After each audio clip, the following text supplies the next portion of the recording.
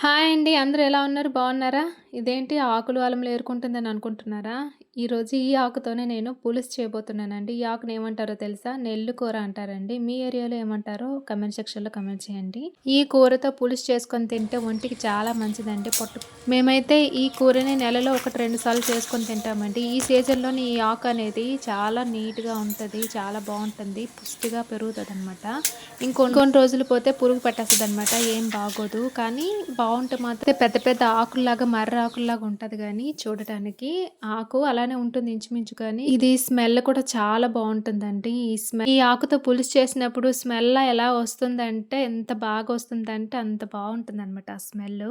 ఇలాగ ఆకులన్నీ కూడా ఇలాగ సెపరేట్ చేసుకోవాలి. కాడలు వేయకూడదు. కాడలు వేస్తే అవి ఉడకవనమాట. ఓన్లీ ఆకుల వరకే మనము తుంచేసుకోవాలి. ఈ ఆకును తుంచినప్పుడు కూడా చాలా సరదాగా ఉంటుందండి. మనం ఇవి తీయడానికి కూడా చాలా బావుంటది. ఇందులో తోటకూర కూడా వేసుకొని పులుసులో ఇంకా బావుంటదనమాట. తోటకూర ఈరోజు మాకు దొరకలేదు. ఓన్లీ ఈ ఆకుతోనే పులుసు చేస్తున్నాననమాట. ఇవన్నీ కూడా ఇలాగ సెపరేట్ చేసుకున్న తర్వాత ఇవి 1, 2 సార్లు నీటిలో వేసి శుభ్రం చేసుకోవాలి. ఇందులో డస్ట్ అనేది ఉంటుంది కదా! ఆకు తీసిన ముందు రోజనమాట గట్టిగా వర్షం పడింది కాబట్టి ఈ ఆకు అనేది చాలా నీట్‌గా ఉంది. కానీ నేను 2 టైమ్స్ వాష్ చేసుకున్నాను. ఇలాగ వాష్ చేసుకున్న తర్వాత స్ట్రెయినర్‌లో వేసుకుంటే అందులోని వాటర్ అంతా కూడా వచ్చేస్తుంది. ఇంకా వాటర్ అంతా వచ్చేసాక అవేం చేయాలంటే మనం ఇవి కట్ చేసుకోవాలి. ఎందుకంటే పెద్ద పెద్ద ఆకులు కాబట్టి ఉడకడానికి టైం పడుతుంది కాబట్టి ఇలాగ మామూలుగా కట్ చేసుకుంటే ఏమంటే పులుసులో వేసినప్పుడు తొందరగా ఉడుకుతుందనమాట. ఇలా నీట్‌గా కట్ చేసుకున్న తర్వాత పులుసు కోసం మనం చింతపండు కావాలి కదా! ఇంత చింతపండు తీసుకున్నాను నేను. నేను పిక్కతో ఉన్న చింతపండే తీసుకున్నాను. మా ఇంట్లో ఇదే ఉంది. దాంట్లోన వేడి నీళ్ళు ఒక జగ్గుతో వేసుకుంటే కాసేపు ఒక 5 మినిట్స్ వదిలేస్తే అందులో ఉన్న జ్యూస్ అంతా కూడా ఇలాగా పిండుకొని నేను స్ట్రెయిన్ చేసుకున్నాను. ఎందుకంటే పిక్కతోని చింతపండు కాబట్టి అందులో డస్ట్ ఏమైనా ఉంటుందని ఇలా నేను స్ట్రెయిన్ చేసుకున్నాననమాట. గిన్నెలో సగానికి సగం వరకు చింతపండు రసం తీసుకున్నాను. అందులో కొద్దిగా వాటర్ వేసుకున్నాననమాట. వేసుకున్న తర్వాత అందులో తగినంత ఉప్పు, కొద్దిగా పసుపు వేసుకొని చింతపండు నీటిని మరిగించుకోవాలి. మరుగు వచ్చాక అందులో ఈ నెల్లికూర ఆకును అందులోనే వేసేసుకోవాలనమాట. చక్కగా మరుగుతుంది చూసారా? మరిగినప్పుడు ఈ ఆకును అందులోనే వేసేసుకోవాలి. ఈ ఆకులోని వాటర్ కూడా కొంత వస్తుంది. దీనివల్ల పులుసు యొక్క క్వాంటిటీ మరికొద్దిగా పెరుగుతుంది.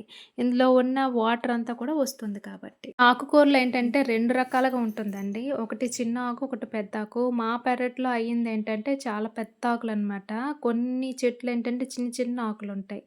ఆ ఆకుకూర వేసుకున్నాక తర్వాత ఇందులోని ఇడ్లీ నూక కొద్దిగా వేసుకోవాలి. ఒక 2, 3 స్పూన్స్ వేసుకుంటే పులుసు అనేది చిక్కదనం పడుతుందనమాట. నా దగ్గరైతే ఇడ్లీ నూక ఉంది. అవైలబుల్ అయితే మనం బియ్యం నూక వేసుకున్నా మంచిదని. అందులోనే ఒక 2, 3 పచ్చిమిరపకాయలు చీలికలు వేసుకోవాలి. పచ్చిమిరపకాయలు వేసుకుంటే కొద్దిగా కారం కారంగా పులుసేమో బావుంటుంది.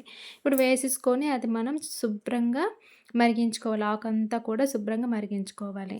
అలా మరిగిన తర్వాత అందులోనే ఒక చిన్న బెల్లం ముక్క వేసుకోవాలి. ఎందుకంటే ఈ ఆకు అనేది కొద్దిగా చేదుగా ఉంటుందనమాట. కొద్దిగా చేదుగుంటుంది కాబట్టి ఆ చేదనేది మనకి పోవడానికి బెల్లం ముక్క అనేది ఒకటి ఈ సైజులో ఉన్న బెల్లం ముక్క నేను వేసుకున్నాను. అంటే నేను పులుసు క్వాంటిటీకి సరిపోయినంత వేసేసుకున్నాను. ఇలా మరుగుతుంది చూసారా? చాలా బాగా మరిగినప్పుడే మనకి చాలా మంచి స్మెల్ అనేది వస్తుందనమాట. ఇంకా కాస్త మరగాలి కాబట్టి మరి కాస్త ఒక 10, 15 మినిట్స్‌లో ఇది చక్కగా ఈ ఆకుకూర అంతగా ఉడికిపోయి చాలా దగ్గర పడిపోతుందనమాట. పులుసు కూడా చాలా చిక్కగా ఉంటది. మనం అన్నంలోని కలుపుకొని తిన్నప్పుడు కూడా చాలా బావుంటుందనమాట. అంత స్మెల్ అయ్యి తింటే తినబుద్దే వేస్తదనమాట. అలా ఉంటది. ఇప్పటి వరకు చూసారు ఎలా మరిగిందనమాట. ఇంకాస్త మరగాలి కాబట్టి మరి కాస్త నేను మరిగించుకుంటున్నాను. మరి కాస్త మరిగిన తర్వాత పప్పు గుత్తి ఉంటుంది కదా! దాంతో ఇలాగ కవ్వం చిలుకుల్లాగా చిలుక్కోవాలనమాట. ఇలా చేసిన తర్వాత ఏమవుతుందంటే ఆకు అనేది మరి కాస్త చెల్లాచెదురయ్యి చిక్కబడుతుంది. పులుసంతా కూడా చిక్కగా ఉంటుంది. ఇలా చేసుకున్న తర్వాత మనకి కరెక్ట్‌గా మనకి ఈ స్టేజ్‌లోని పులుసు అనేది రెడీ అయింది. ఇప్పుడు దీనికోసం మనం పోపు పెట్టేసుకుందాం.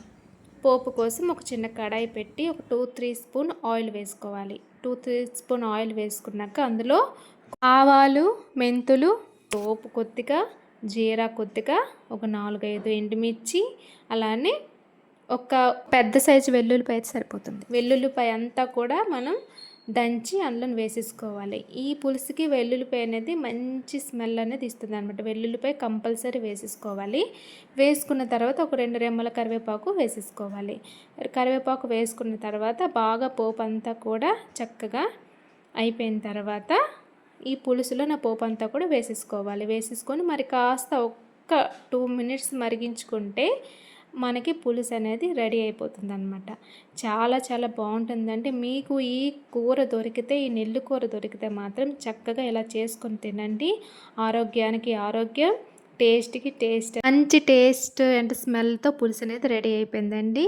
ఇంకా ఈ వీడియో గనుక నచ్చినట్లయితే ప్లీజ్ లైక్, షేర్, సబ్స్క్రైబ్ చేయండి. Thank you.